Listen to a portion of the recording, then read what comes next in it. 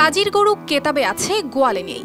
বহু প্রচলিত এই প্রবাদ ফিরে এসেছে এই প্রাথমিক বিদ্যালয়। কাগজে কলমে তো শতাধিক শিক্ষার্থী, তবে বাস্তবে নামের শিক্ষার্থী। নেই পাঠদান, বাজাতে হয় না ছুটির ঘণ্টা, মন করা সময়ে আসা যাওয়া আর গল্প করেই সময় কাটান শিক্ষকরা। মাস গেলেই সরকারি কোষাগার থেকে বেতন ভাতা তোলেন তারা।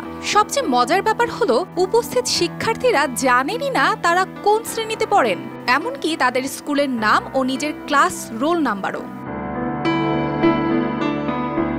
১৯৯৫ সালে প্রতিষ্ঠিত ব্রাহ্মণবাড়িয়ার বিজয়নগর উপজেলার খোদেহারিয়া সরকারি প্রাথমিক বিদ্যালয়ের চিত্র এটি, যা বর্তমানে শুধুই অনিয়মের ছাপ। বিদ্যালয়ের শিশু শ্রেণী থেকে পঞ্চম শ্রেণী পর্যন্ত ১০৬ জন শিক্ষার্থী থাকার কথা, কিন্তু বাস্তবে পাঠদানের সময় দেখা যায় মাত্র ৫ জন। বাকি কক্ষগুলো তালাবদ্ধ, আর শিক্ষকদের সময় কাটে গল্পগুজবে।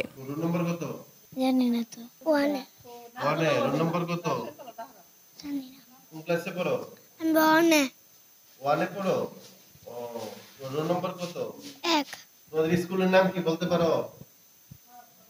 কোন ক্লাসে পড়ো? সকাল ৯:৩০টায় বিদ্যালয় খোলার নিয়ম থাকলেও নিয়ম নীতির কোনো তোয়াক্কা নেই। সাংবাদিকরা বিদ্যালয়ে আসার পর তড়িঘড়ি করে শিক্ষার্থীদের ফোন করে ক্লাসে ডেকে আনতে শুরু করেন ভারপ্রাপ্ত প্রধান শিক্ষক আসমা খাতুন। মিলে ওইটার মধ্যে তো করি ভাই।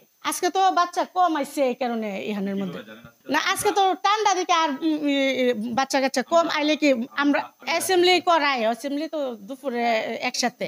সকালে তো ছোট বাচ্চা না হন ভাই, ছোট বাচ্চা না, দুপুরের টাইমে। শুধু তাই নয়, প্রধান শিক্ষকের বিরুদ্ধে রয়েছে সরকারি বরাদ্দের টাকায় অনিয়মের অভিযোগ। ঝুঁকিপূর্ণ ভবন দেখিয়ে পাশেই ২.৫ লাখ টাকা খরচ করে টিন শেডের একটি নতুন কক্ষ তৈরি করা হয়, কিন্তু সেই কক্ষে একদিনও ক্লাস হয়নি, বরং সেটি তালাবদ্ধ রেখে ক্লাস নেওয়া হয় পুরনো ঝুঁকিপূর্ণ ভবনে। শিশুতে ১৪ জন, ১৭ জনের মধ্যে ১৪ জন উপস্থিত, আর আজকে ২ জন। প্রথম শ্রেণীতে ১৪ জনের মধ্যে ১১ জন গতকাল, আজকে হলো ১ জন।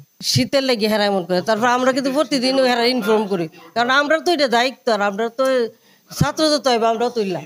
এই প্রসঙ্গে শিক্ষা কর্মকর্তা জানিয়েছেন, বিষয়টি তদন্ত করে দ্রুত ব্যবস্থা নেওয়া হবে। আপনারা যে অনিয়মের কথা বলতেছেন, আমি এটা তদন্ত করে দেখব।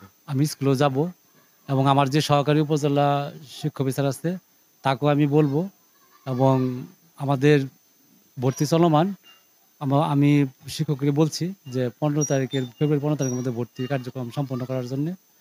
তারপর আমরা আপনাদের কথা, আপনাদের যে প্রাপ্ত অনিয়মগুলো আপনারা বলতেছেন, সেই অনিয়মগুলো আমি খতিয়ে দেখব। বিদ্যালয়ের বর্তমান চিত্র দেখে এলাকাবাসী ক্ষোভ প্রকাশ করেছেন। তাদের দাবি, অনিয়মে জড়িত শিক্ষকদের দ্রুত অপসারণ করতে হবে।